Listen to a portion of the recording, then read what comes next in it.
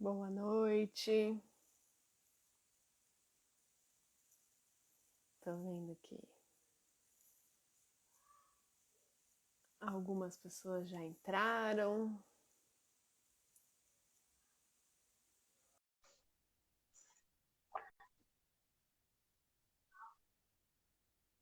Vamos ver se eu consigo adicionar aqui.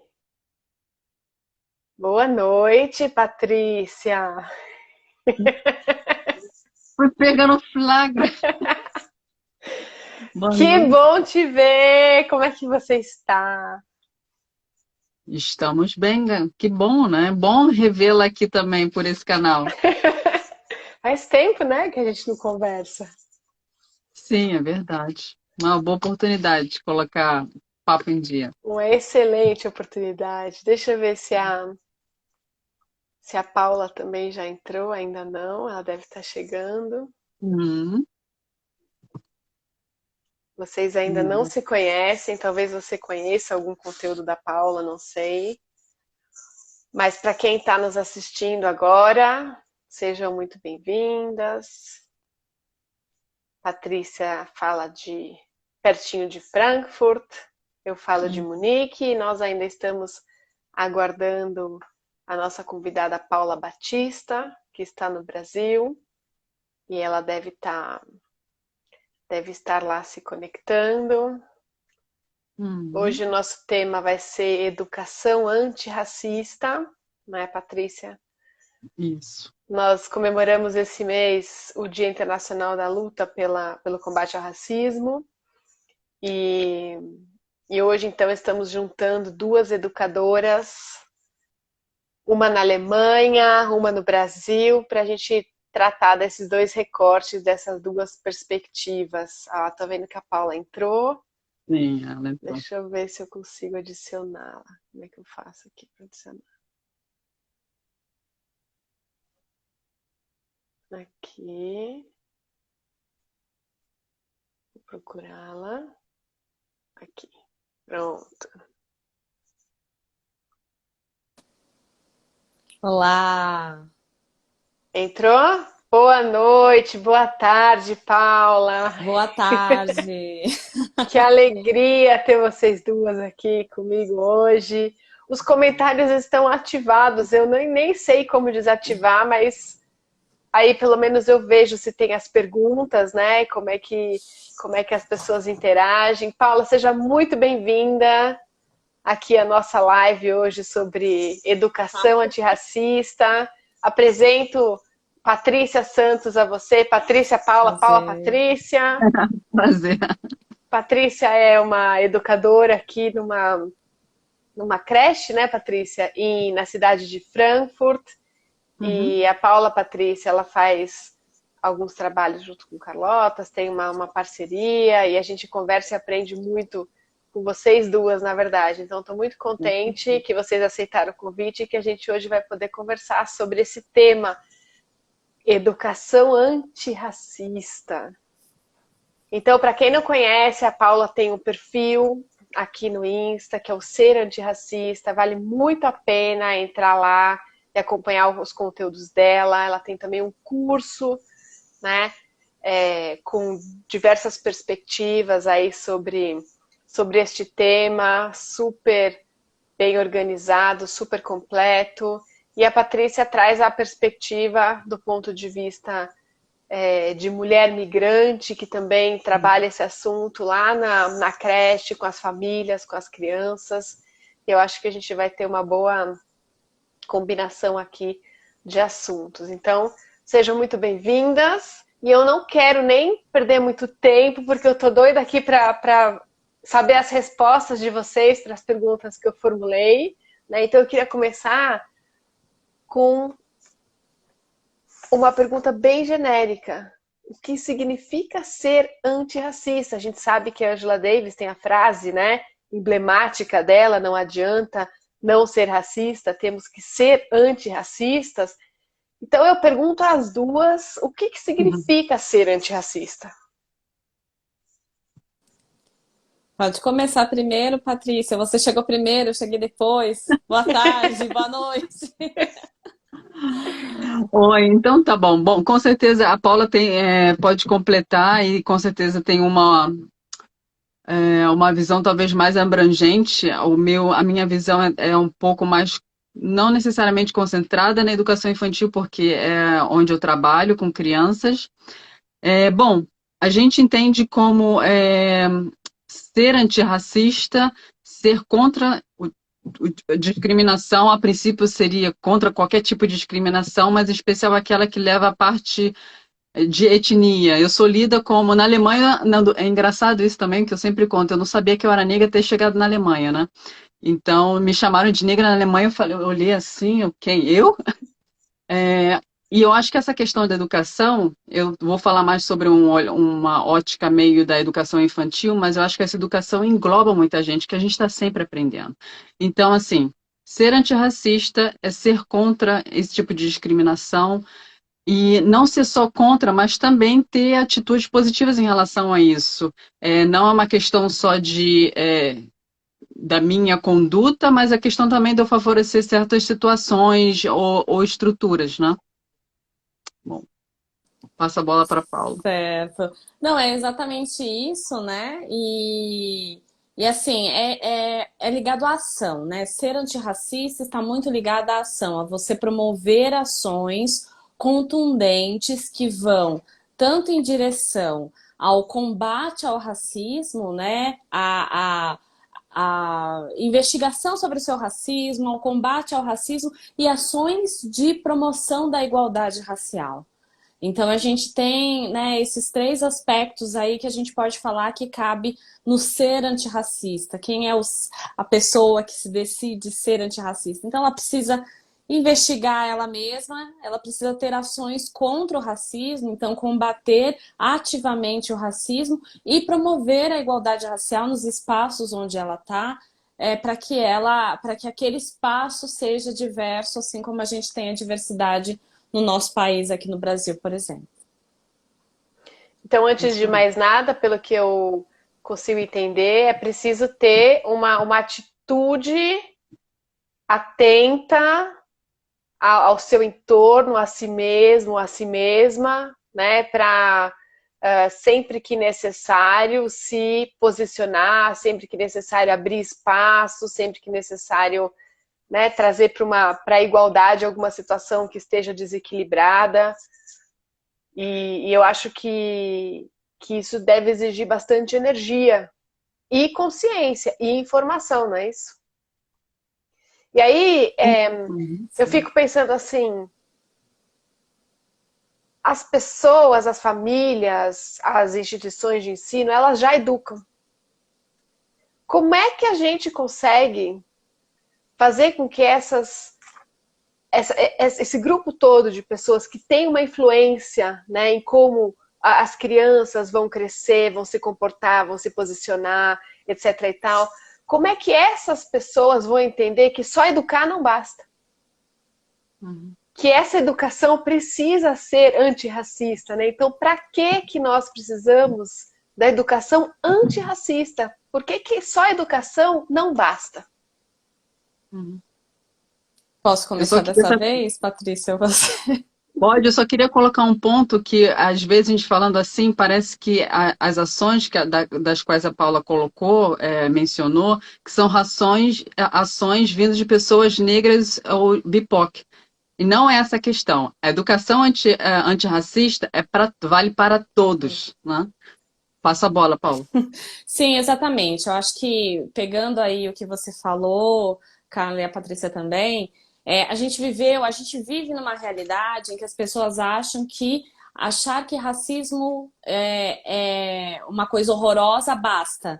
Eu acho o racismo horroroso. Eu acho, né, eu amo todas as pessoas, para mim todo mundo.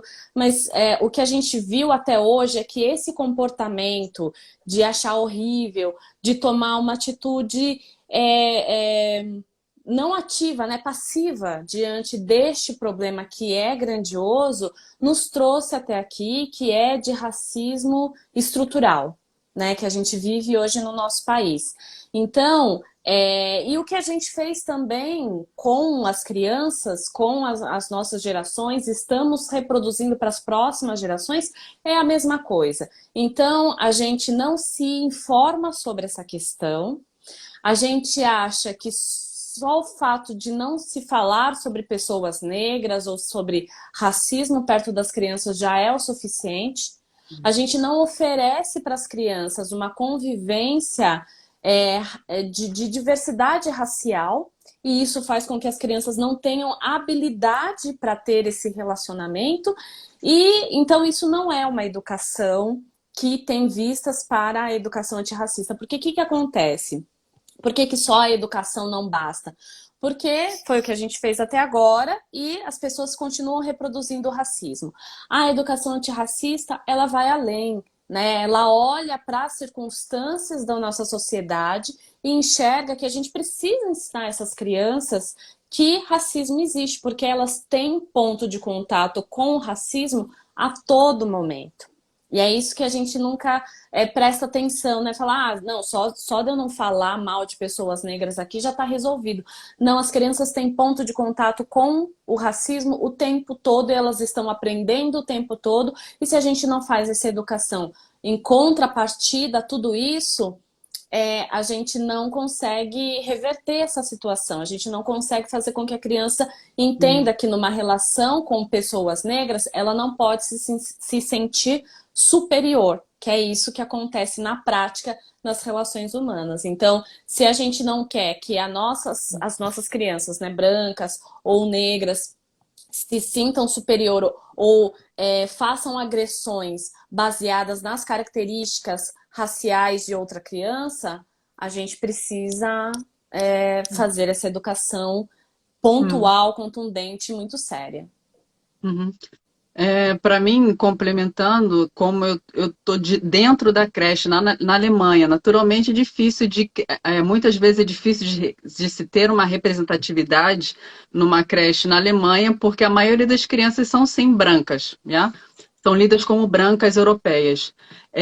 E as primeiras crianças não nascem racistas, então tem a questão a educação, ela não pode separar a educação infantil ou no geral de temas como antirracismo, de temas como meio ambiente, não dá para separar isso. Isso é uma visão bem antiquada de, uma creche está lá só para cuidar de crianças. Não, a gente está lá para cuidar e também educar as crianças.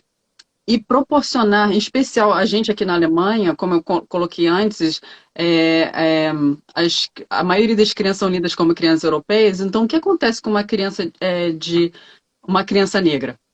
Ela não se sente representada, possivelmente. Então, cabe a nós, como estrutura, como instituição e também como comportamento das educadoras, de proporcionar um ambiente para todos, negros e não negros, de ter essa experiência de diversidade. Uhum. Então, essa experiência de diversidade de maneira lúdica, brinquedos, livros, várias outras crianças também, não ter, dentro das possibilidades, não ter outras crianças com rostos lidos de maneira diferente, não só rosto europeu, temos asiáticos.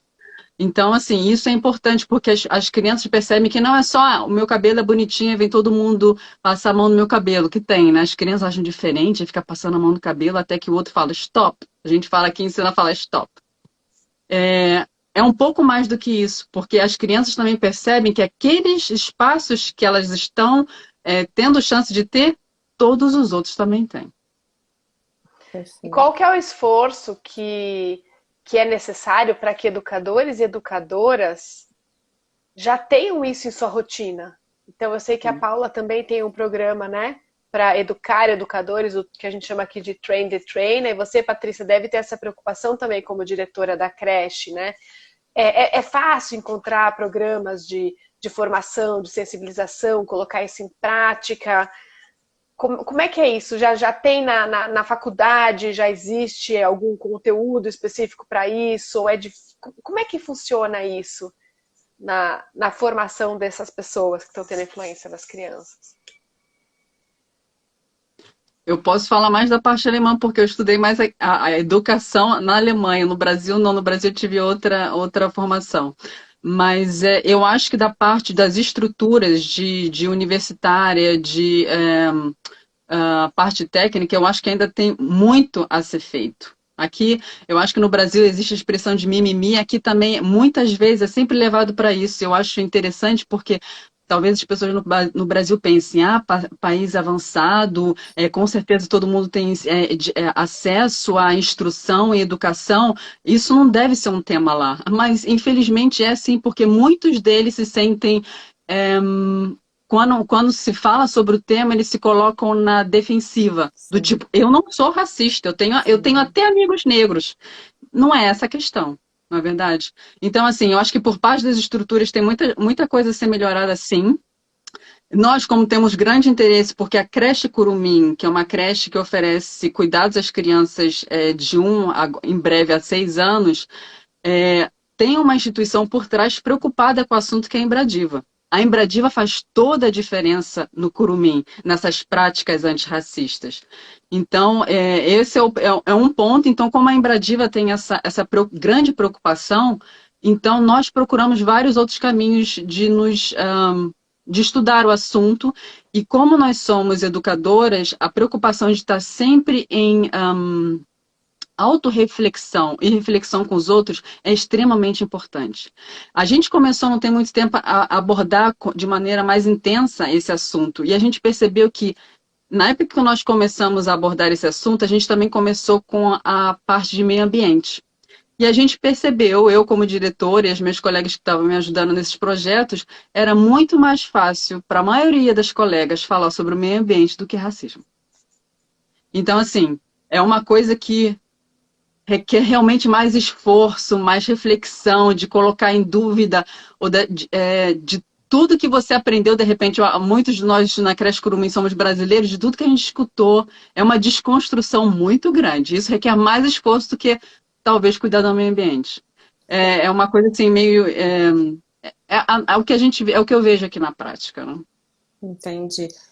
Trazendo aqui um pouco a perspectiva do Brasil, a gente tem uma lei, né? Tem a Lei 10.639, que atualizou para a Lei 11.645, que obriga, né, é obrigatório as escolas terem a prática do ensino da cultura afro-brasileira, indígena, da história da África e tudo mais.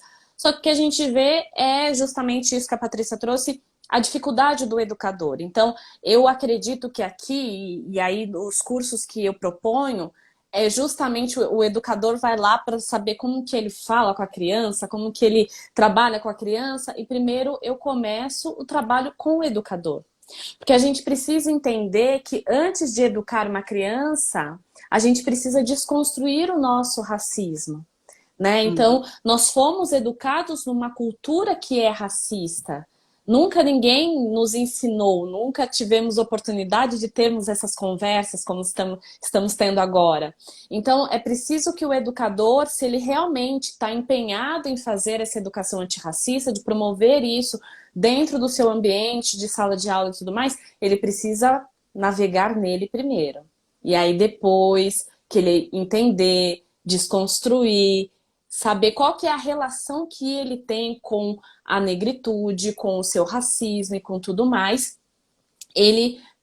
aí ele pode começar a desenvolver técnicas e conteúdo para trabalhar com as crianças.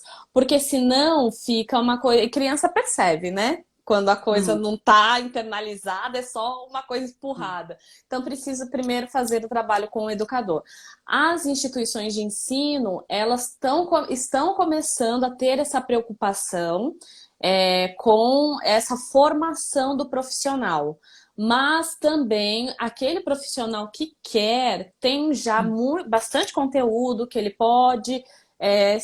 né, e buscando esse conhecimento. Não sei, né, outros conteúdos, outros cursos, se tem essa metodologia que trabalha primeiro nele, mas todo conhecimento é possível e necessário. A gente escuta ainda muitos educadores falando assim, eu não tive essa formação, eu não sei e tal. Então, eu acho que precisa também ter essa busca, né, do educador. Isso é uma exigência também dos pais e das instituições de ensino, que o educador tem esse comprometimento, né? Eu acho importante a gente colocar aqui que ser antirracista não é nada óbvio. Não é nem um pouco óbvio e é uma coisa que essa desconstrução, quando vocês falam na palavra desconstrução, e eu tenho aprendido demais com o conteúdo que vocês produzem, com leituras, etc e tal, é uma coisa que realmente esmigalha a gente e depois a gente se molda de novo e aquilo é uma coisa mais forte, mais cuidadosa nas relações, mais atenta, né? A gente realmente se preocupa mais com a nossa fala, a gente escuta com muito mais atenção, cuidado, carinho, e tudo isso que envolve a gente realmente não querer ter atitudes racistas, mas isso é um esforço muito grande, de muita informação, muita compreensão, muito entendimento, não é óbvio. Então fica aqui o convite para quem está nos assistindo, né, a realmente se aproximar desse tema e não ter medo do assunto, porque eu acredito que muitas pessoas têm medo do assunto, porque ele pode em alguns momentos ser desagradável. A gente pode descobrir como é que nós fomos criados ou criadas, né, pessoas que a gente ama, que estão em nosso entorno, que têm atitudes racistas, passaram isso pra gente e a gente reproduz, né? E se a gente quer ser antirracista, a gente precisa tomar esse cuidado, eventualmente se posicionar numa conversa com uma pessoa que a gente, né, tem muito respeito, etc e tal. Então, é tudo menos uma coisa fofa. Não. Mas é algo que é o que vocês estão dizendo aí, né? Não é individual. É estrutural, está em todos os lugares.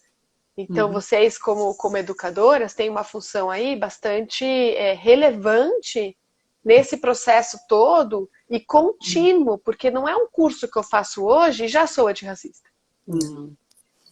Eu acho que isso também é um ponto importante para todas nós, inclusive aqui que a gente já está dentro do tema, é um aprendizado sempre. Sim. E assim, não adianta eu querer evitar isso. É uma onda, é bom você estar na crista dessa onda, não tem mais retorno. Daqui é só para frente.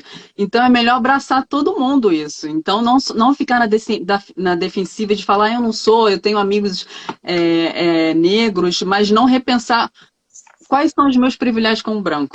A gente sempre fala do ponto de vista da pessoa negra, mas eu, como branco, eu tenho privilégio. Eu provavelmente não vou ser negada numa candidatura a emprego por causa da minha cor. Muito provavelmente ou uma casa, não. Ter acesso ao aluguel. Eu não vou ser empregada porque eu sou loira e tenho olhos azuis. Exato. Né? E a outra questão que eu queria colocar também, ó, eu não quero nem falar muito desse assunto, mas é a questão da gente está falando do racismo estrutural e há pouco tempo teve aí um grande escândalo com o racismo recreativo, né? Na entrega do Oscar, que foi feita a piada de uma mulher negra. E o que eu quero dizer com isso é que, assim, essas brincadeiras, bem ou mal, elas refletem muita coisa. Eu acho que também na nossa postura, na maneira da gente falar, são coisas que a gente também deve estar refletindo. De falar assim, tem jeito melhor de eu falar isso? Eu preciso fazer essa brincadeira sem graça, que eu tô machucando o outro? Ah, mas eu faço assim com meu primo também é negro, ele nunca reclamou de nada. Isso não é desculpa. Essa pergunta, né? É necessário? Preciso, né? Precisa dizer tem isso outras agora. É engraçado para quem? Se não... A fala consciente. Se não é todo mundo que ri, então não é engraçado, né? Eu falo que essa questão de se desculpar... Porque assim, quando você começa nessa trajetória de compreender de verdade, se dispor a compreender o antirracismo, a se engajar nessa luta, a primeira coisa e é um lugar de muita dor, é se descobrir racista.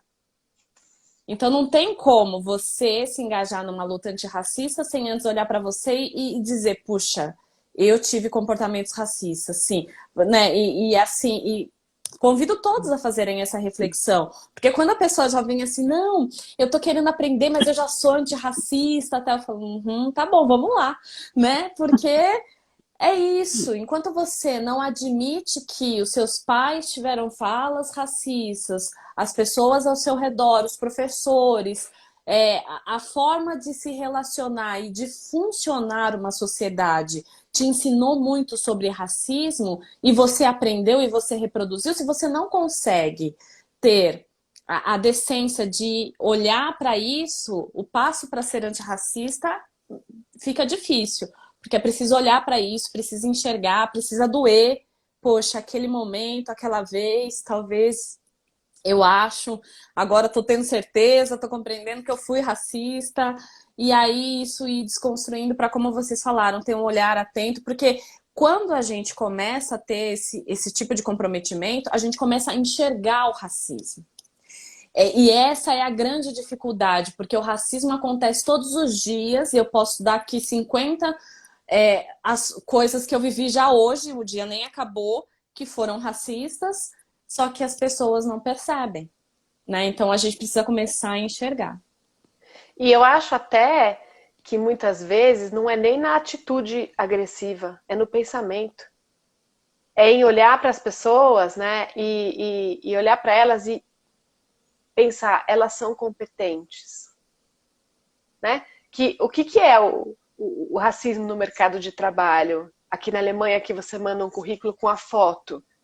A foto não passa. Não passa por quê? Porque a pessoa bate o olho e já não, nem vai para o segundo passo, que é ler quais são as competências dessa pessoa, porque ela já enxerga a pessoa como alguém não competente, que aí a gente pode falar de colonização, a gente pode falar de tudo isso, não é mesmo? Então esse é um treinamento que é muito simples das pessoas fazerem, e sua autoeducação, inclusive, né?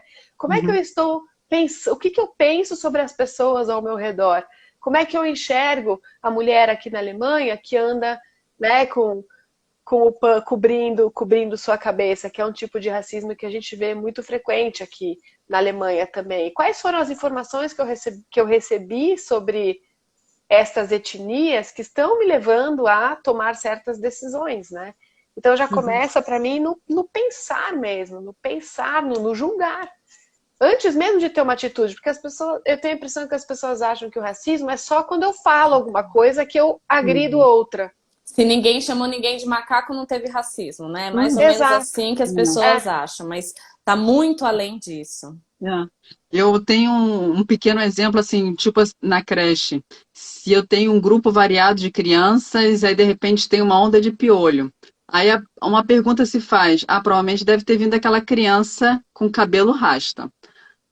Quando uma pessoa coloca uma afirmação dessa no ar, com certeza essa pessoa tem que se perguntar. E se ela não se pergunta, as outras pessoas deveriam levá-la a refletir. Por que você pensou isso? Que é a primeira coisa que se fala, temos piolho na creche.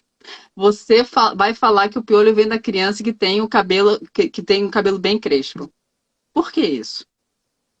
Então, assim, são nessas pequenas coisas. Aí a pessoa se coloca, e aí que está um ponto que realmente tem que se realmente ser bem refletido, de falar, desculpa, eu não pensei nisso, eu tenho que pensar nisso. Mas muitas vezes, infelizmente, a maioria das vezes, eu acho até as pessoas falam, imagina, não quis de jeito nenhum falar nada disso. Eu não sou racista, mas eu achava que poderia ser, não tem nada a ver. Eu adoro essa criança, amo de paixão, ela é linda.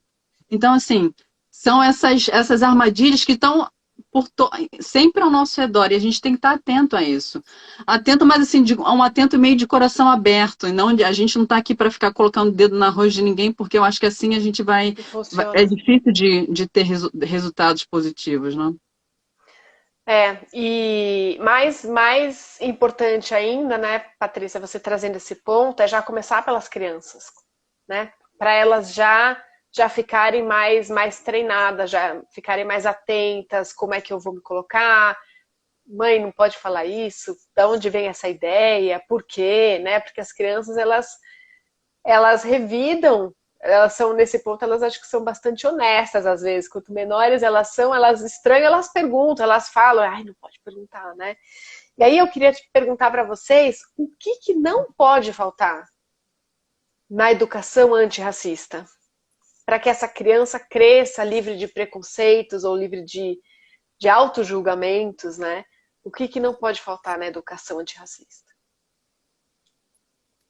Quer começar, Patrícia? Posso? Pode falar, Paula. Tá. Quem está assistindo, pega a caneta e o lápis e faz a listinha aí, gente. Vamos lá, vamos aprender. Olha, eu acho que assim, não existe, pelo menos aqui no Brasil, quando a gente tem o racismo, né, principalmente contra pessoas negras e indígenas, indígenas a gente fica até tem um pouco mais de dificuldade, mas o que não pode faltar é a relação de verdade das famílias com pessoas diversas e pessoas negras. Porque eu não consigo desenvolver a empatia numa pessoa, né, de conviver com as pessoas que são diferentes dela, né, no caso, sem a convivência. Né? Eu conheço, assim, né, muitas pessoas negras, brancas, tal.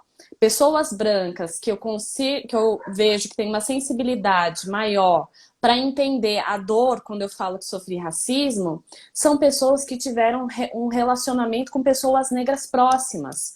Ou foi um amigo, ou foi uma pessoa da família, tal. Isso não garante, né? Isso não é garantia. Mas fica muito mais difícil de você conseguir entender, enxergar, assimilar a dor do outro, se você nunca conviveu, se você nunca soube daquela realidade, se aquela realidade você só conhece por ler livros, assistir filme ou por alguém te contou, né? E aí com as crianças é assim também, porque elas, né, desde muito cedo elas percebem as diferenças e elas vão perguntar sobre as diferenças e aí o que os pais fazem? Não, fica quieto, pode falar. O que ela vai pensar? Que ser negro é perigoso, não pode falar sobre essas pessoas, tem que se afastar. Né? Então, essa é a relação que a gente veio tendo até hoje. Então, eu acho que a primeira coisa olha para o seu entorno, veja quantas pessoas negras tem no seu entorno. Eu falo pessoas negras, que é a temática que eu trabalho, mas aí a gente precisa olhar para todas as diversidades. Exato. Então, olha e veja. Veja se seu filho tem contato humano com pessoas negras. E se esse contato humano não é somente num papel de servir, né? Porque às vezes eu tô dando a aula e a pessoa fala, ai não, mas tem contato sim, a babá é negra, a empregada é negra. E aí a criança está aprendendo o quê? Que a cor de pele daquelas pessoas, principalmente mulheres, são para servi-lo. E as pessoas com uma outra cor de pele são para amar, se relacionar, conviver, ter amizade. Porque ela vê isso nos adultos e ela divide as pessoas pelas características que ela enxerga. E aí, assim, a gente continua nessa roda de reproduzir o racismo. Então, se relacionem com pessoas que são diferentes de você, que você é diferente delas, para que seja possível criar a empatia para que você comece a entender a dor do outro.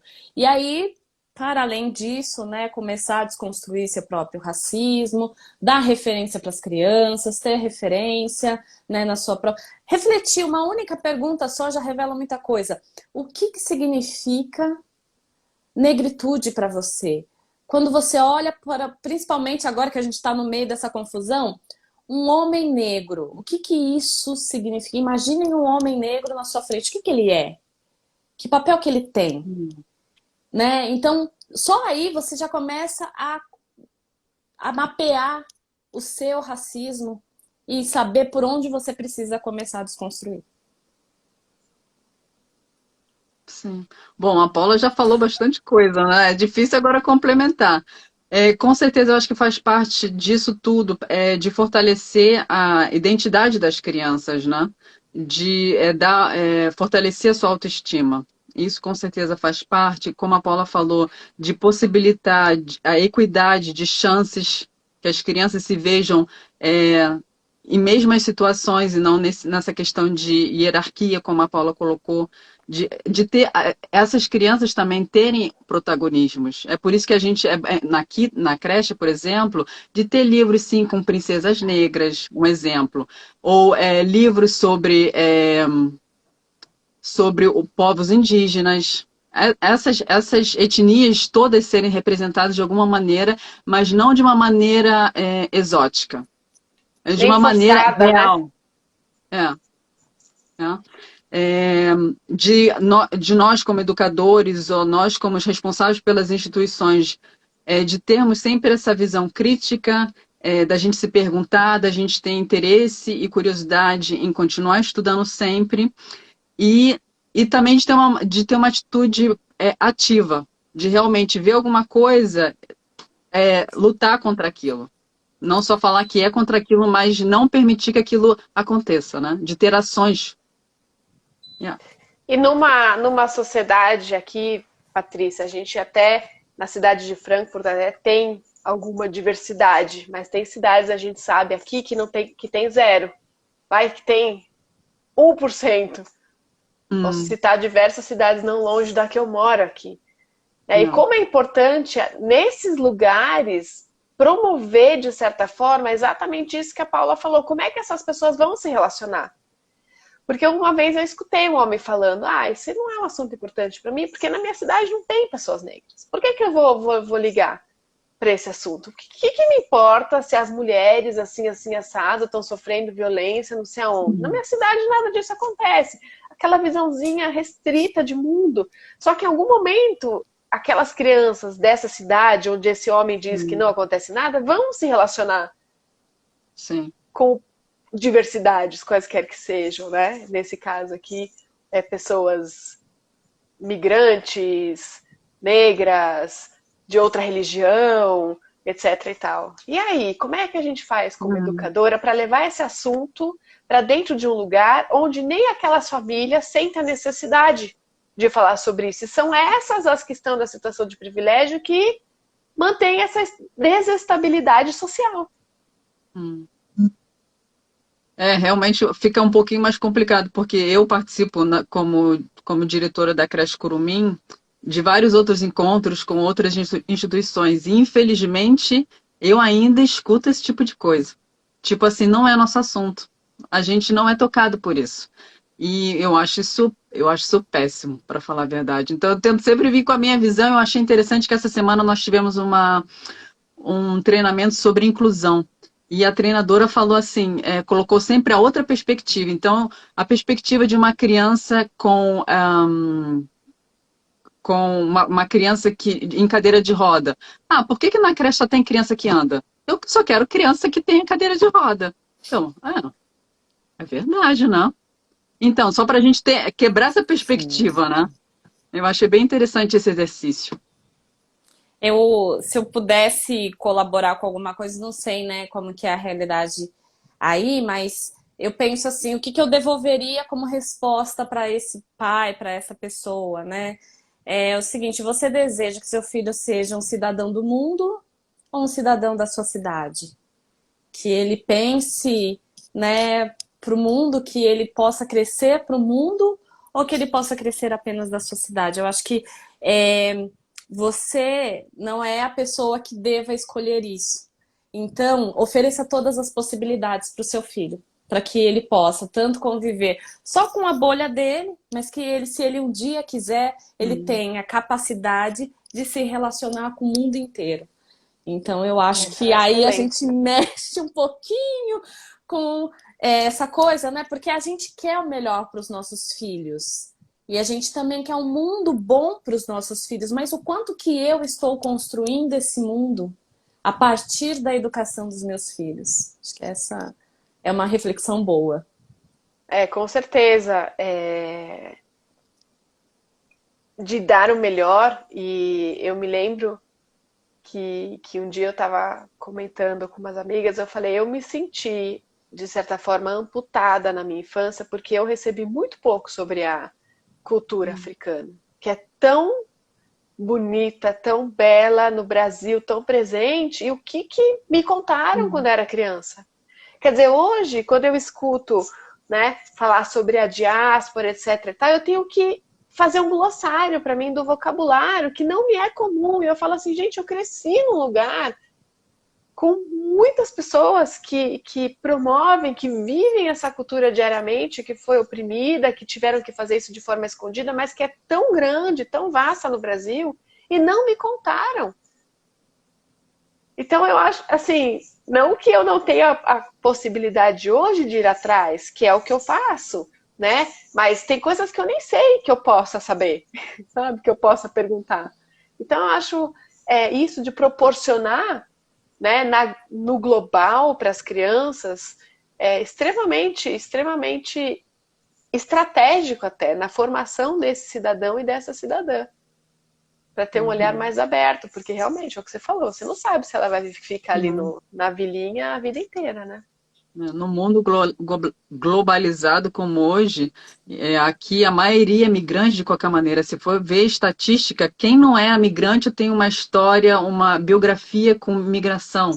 Então, já partindo desse ponto de vista, mesmo sendo uma pessoa de uma cidadezinha da Alemanha, que provavelmente aquela pessoa da cidadezinha da Alemanha foi um exilado sei lá, de uma antiga parte da Polônia. Então, assim, se a gente for parar para pensar nisso, a história vai bem mais para trás, né? Sobra nada, né? Sobra quase ninguém. Sobra nada. E é assim. A gente tem que aceitar isso. É isso, vamos nos jogar nisso aí. Sim, os povos se movimentando, né? Vão para cá, vão para lá e migram e voltam e vêm e vão e conhecem gente. E aí aquilo, né? Ah, eu gosto da comida. Tá, mas e as pessoas que fazem a comida, né?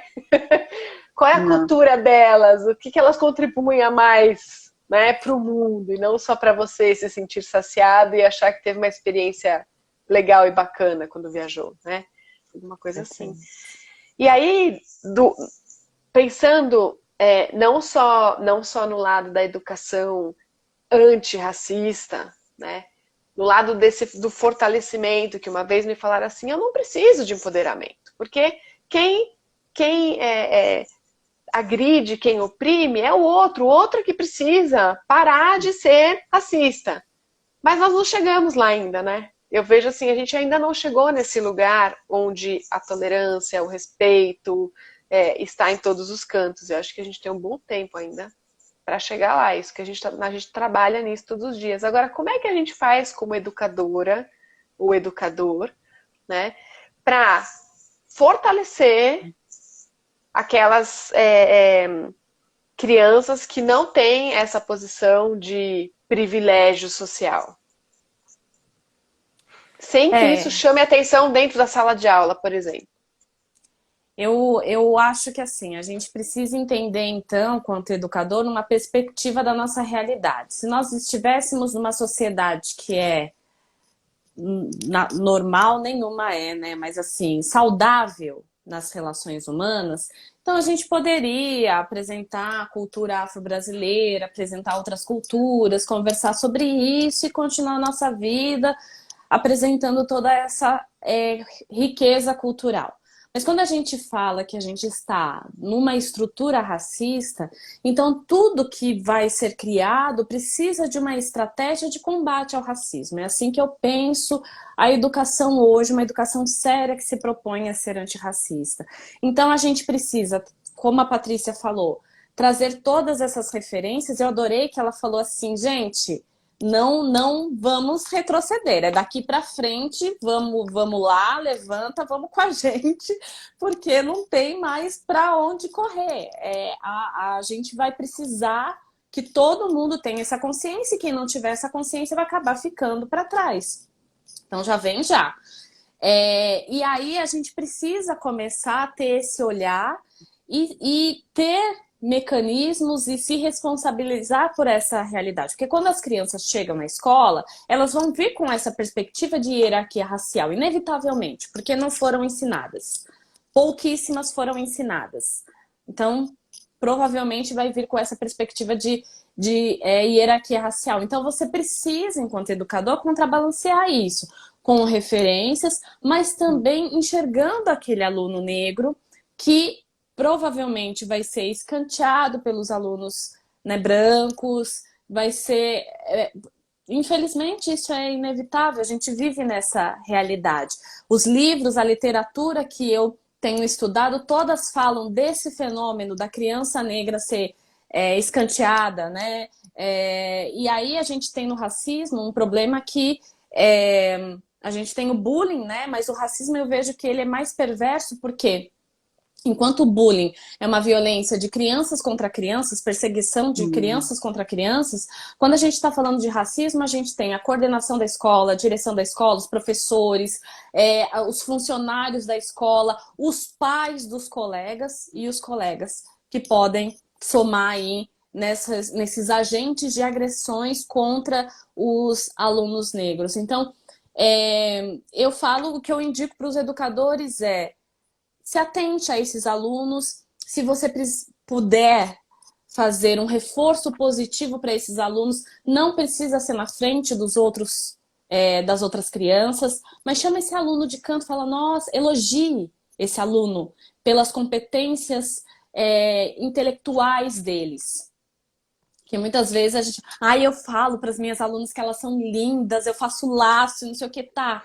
Mas ela é inteligente, ela é sagaz, ela é forte, ela corre rápido. Então, tudo isso a gente precisa elogiar nas crianças negras para que elas se sintam empoderadas. Elas precisam desse reforço positivo, sim, dos educadores. Os educadores que puderem e tiverem essa sensibilidade vão contribuir enormemente para o desenvolvimento dessa criança numa sociedade racista.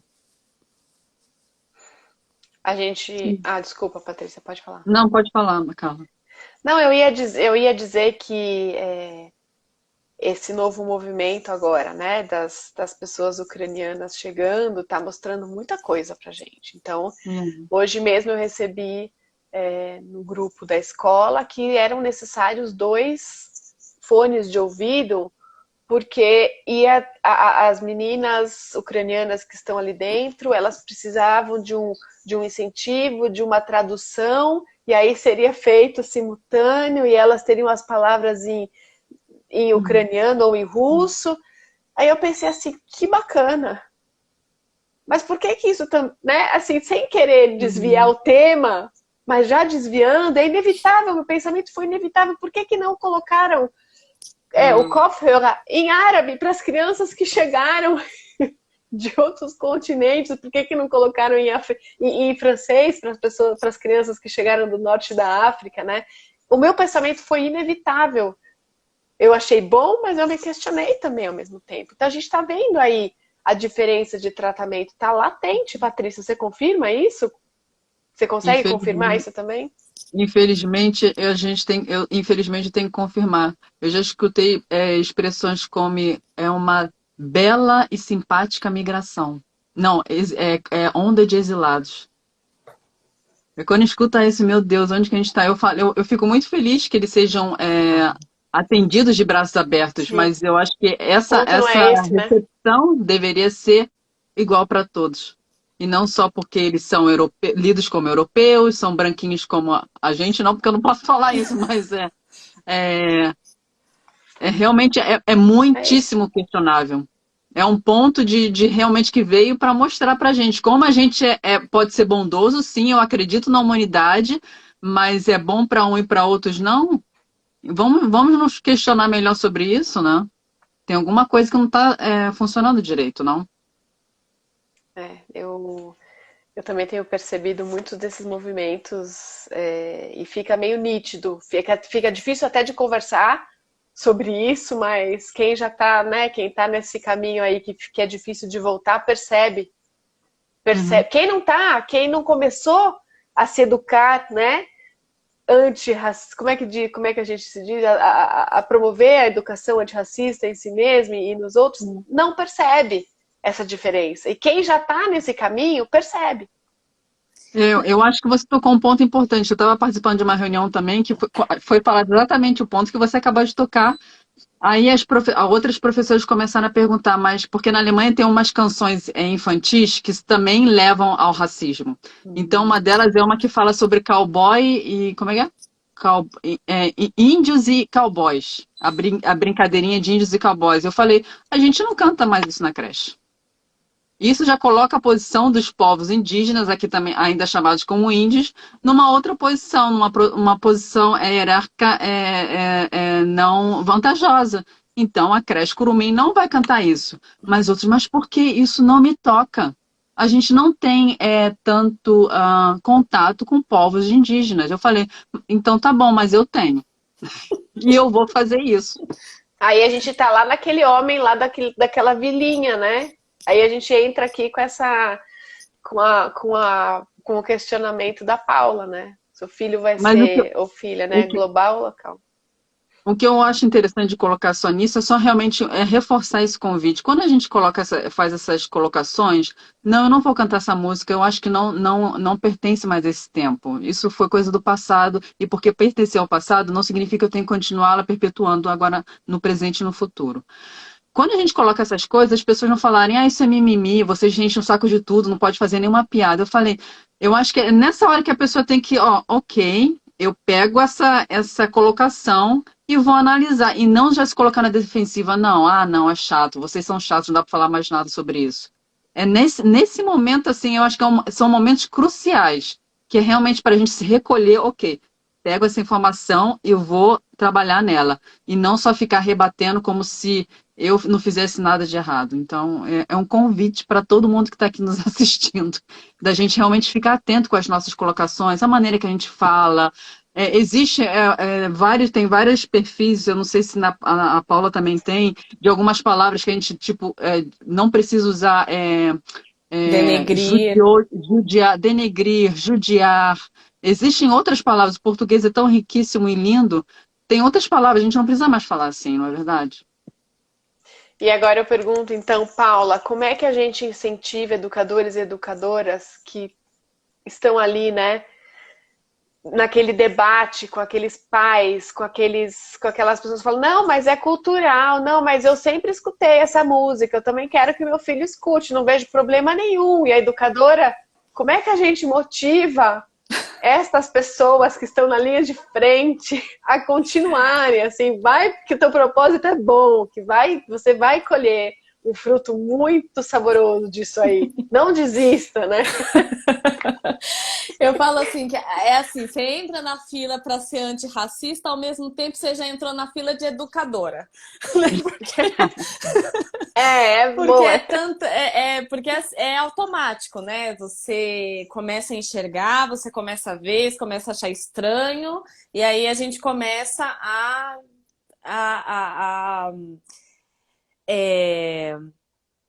se indispor, né, com essas questões. E eu sempre falo, né, eu sou educadora, então a gente precisa também fazer esse diálogo, como eu digo, né, a gente nunca teve a oportunidade de ter essa conversa. Então agora nós estamos tendo. E aí daqui para lá e de lá para cá precisa ter paciência. A gente ainda vai se chatear muito com pessoas próximas, né, então... Você entrou na fila do antirracismo, você já está entrando ali na fila do educador antirracista também, né? De ajudar as outras pessoas a entenderem, de passar essa informação para frente. Então, a gente precisa ter paciência.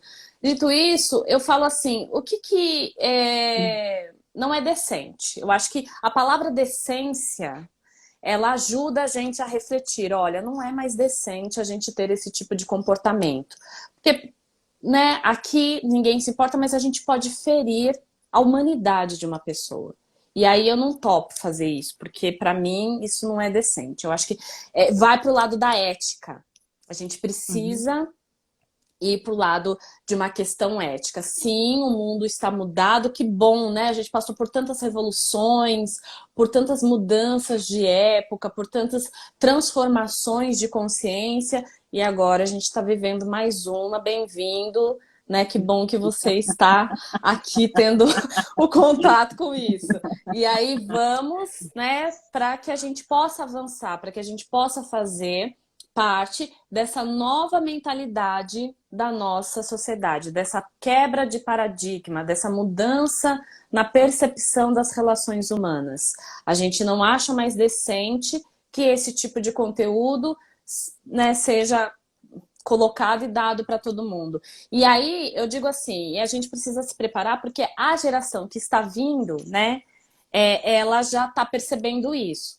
Então, por exemplo, eu tenho as minhas enteadas e a gente foi no carnaval, não deste ano que não teve, quando tinha carnaval de rua, sabe? Aquela época. Nós fomos e aí tava tocando aquela marchinha, O Teu Cabelo Não Nega Mulata, sabe? E aí eu falei assim, Ara, presta atenção na letra dessa música. Ela escutou, falou, tia Paula, por que que estão tocando isso? Pede pra parar. Assim, numa indignação que você olhava assim para as outras pessoas, não tinha nenhuma indignação, elas estavam curtindo, pulando com suas perucas de black. Então, assim, essa nova geração que está vindo, ela não está achando mais digno ou decente esse tipo de comportamento. Então, ou a gente realmente toma essa postura enquanto educadores e tal, ou a gente vai ficar, vamos ser educadores obsoletos, né? Vamos ser esquecidos porque nós temos uma consciência que não é atual. Então, eu acho que para o bom, né, do seu emprego no futuro, de jovens que não pensam mais como a gente, isso não é mais decente. Né? Então, a gente pode falar de decência, a gente pode falar de ética, a gente pode falar de respeito humano e tal. Vão continuar os mimimis? Vão continuar. E aí a gente também tem que escolher quem tá com a gente na luta. E essas manifestações são ótimas para a gente saber quem é que está na luta com a gente. Porque daí você abraça quem está na luta e fala, ó, né, fica aí, tudo bem, uma hora, né, sei lá que lado que você vai. A polarização que a gente tem na nossa sociedade hoje, ela ajuda muito a gente saber quem é que está com a gente. Né? Infelizmente, não é um lado, não sei se positivo, não sei se tem lados positivos dessa polarização, mas pelo menos a gente consegue perceber quem está com a gente, quem tem o mesmo pensamento. Não estou falando de questões de política, né? De quem eu vou votar ou não, mas a gente sabe quem é que se dispõe a ser antirracista, a não ser machista, a não ser capacitista, né? A não ser homofóbico. Então, e aí, o que é muito importante também para todas as pessoas? Se posicionar. Né? Então, enquanto tem a galera que vai falar mimimi, você precisa se posicionar e falar, olha, eu concordo com ela. Então, as pessoas que se levantam para mostrar as suas ideias são excepcionais, são muito importantes, mas aquele que vem junto e fala, eu concordo com você, parabéns pela sua fala, em público, para todo mundo ouvir, é muito importante, para todo mundo ouvir, saber que não somos poucos. Uhum. Não falar ou se ficar neutro também é um posicionamento, né? Não esqueçam disso. Eu acho legal que a Paula colocou assim,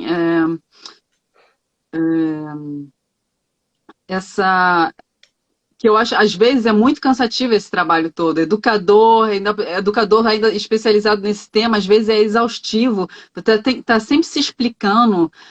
Eu acho um livro legal da Grada Quilomba, que ela fala conta sobre a experiência dela, que ela fala, eu não tô aqui para ficar explicando nada para ninguém. Essa aqui é meu limite, não pisem dentro do meu espaço. Aqui é o meu cercadinho, não pisem aqui dentro, porque se pisar aqui dentro, aí sim que eu viro leoa. Mas às vezes realmente é cansativo, então da gente focar talvez uma estratégia de sobrevivência e de resistência, de focar em quem a gente sabe que pode contar. Porque assim, a gente vai aumentando os nossos grupos e daqui a pouco os outros é que são a minoria, né? Exatamente. Muito bom. Para a gente finalizar aqui, acho que a gente tem mais alguns minutinhos só. Devem se proibir palavras ou não? Isso é um tema aqui na Alemanha. A proibição de coisas é um negócio assim que ninguém quer proibir coisa nenhuma e tem coisas absurdas acontecendo. Então, assim, a gente deve chegar numa escola e falar assim, é proibido dizer X, Y, Z. Sim ou não? O que você acha, Patrícia? Ou não tem nada formulado ainda na cabeça de vocês sobre isso? A Patrícia já disse algumas coisas. Peguei pesado. Eu vou trazer e aí ela vê se ela concorda comigo. Veja se você concorda comigo, Patrícia. Assim, eu acho que faz parte dessa nova mentalidade.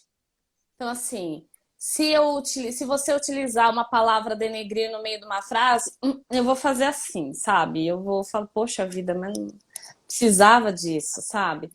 né, vou pensar aqui e tal, talvez eu nem fale nada para você, a não ser que eu esteja no papel de educadora, aí eu vou falar, a gente não usa mais, né, troca tal. Agora, o que eu acho que é importante a gente saber? Utilizando ou não essas palavras, as pessoas são racistas. Então, a gente precisa tomar muito cuidado para não achar que ser antirracista é só não utilizar essas palavras. Ser antirracista é só não falar denegrir, tá tudo certo, o resto a gente bora pra frente. Porque uma pessoa pode ser... uma pessoa pode ser racista, porque, principalmente, não sei aí na língua de vocês, mas aqui no Brasil, uma pessoa pode ser racista mesmo sem falar, só do olhar, só do afastar o corpo, só do tirar a bolsa, entende? Ela pode ser racista usando a palavra certa. Né? Vou usar aqui a palavra, né? E aí eu utilizo outra palavra, vou chamar você de preta, né? Porque você não sei o quê. Entende? Então, é muito complicado isso num país que a gente tem o deboche como algo dado, por exemplo, né? Então, a gente precisa tomar cuidado, mas eu acho que faz parte dessa... A língua é algo vivo e está sempre em construção, desconstrução, e a gente pode trabalhar com isso, mas a gente precisa ficar muito atento para não virar só isso, a luta antirracista. Para que a gente possa entender que uma pessoa pode ser racista na entonação da palavra. Mesmo proibindo. Mesmo proibindo. Nós tivemos aqui nas últimas eleições, tinha uns cartazes na rua que diziam assim: por mais polícia nas fronteiras do que dentro dos supermercados. E eu escrevi para o departamento antidiscriminação, que existe aqui, o departamento federal, tirei foto, porque isso vale, Lombardi? Pode estar na rua um cartaz desses, porque muitas pessoas se sentiram atingidas com aquilo. Claro. E aí veio todo um blá blá que para a promoção da democracia, que pode falar, as pessoas podem responder, mas não podia pichar o cartaz porque isso é um bem daquele partido. Então era nesse sentido também o que as pessoas que realmente são discriminadas e são obrigadas a engolir, né? É bem sério, mas isso a gente acha que não tem resposta para aqui hoje, mas fica no pensamento. Assim. Mas deixa a Patrícia ver se ela concorda comigo, se ela discorda, Vai, Patrícia. Não, eu concordo. Democracia eu acho que é um bem maior que deve ser guardado. A gente não tem ainda não foi criado um sistema melhor do que a democracia. Então, quando se vem com proibições nesse nível, eu acho que talvez possa ser um tiro pela culatra. Eu acho que o melhor do que talvez realmente proibição seja informação, sensibilização, diálogo. Eu acho que eu preferia ir para essa vertente do que ir para a vertente de proibição logo. Eu sei que na Alemanha tem umas palavras sim, mas tem uma questão histórica de não se usar determinadas palavras para pessoas negras, por exemplo, o que eu acho que no meu ponto de vista é pertinente, porque eu também não vou chamar uma pessoa de nazista, um alemão de nazista. Isso também não pode. Então, assim, tem certos termos que realmente é como a Paula colocou, indecente. Então, eu acho que esses termos indecentes, a gente realmente não dá para, não tem muita tolerância em relação a eles. Mas a questão de proibição, eu prefiro outros instrumentos, outras estratégias antes de proibição. Vamos trocar a proibição por educação. Boa, sensibilização, conversa, diálogo, né? Explicar por que não pode, que dá trabalho. E é o trabalho que vocês estão fazendo brilhantemente. Então, assim, antes que o Insta mande a gente para fora, eu queria agradecer enormemente essa conversa super gostosa, essa visão que vocês duas trouxeram, as informações. Patrícia, obrigada pelo seu tempo. Paula, obrigada pelo seu tempo de coração. E continuem aí, né, sensibilizando, educando, dialogando, escutando coisas e pontuando quando for possível e quando for necessário, principalmente. E muitíssimo obrigada. Fechamos assim, então, o mês, né, da luta pelo, do Dia Internacional, pelo combate ao racismo, com essa conversa super gostosa com vocês.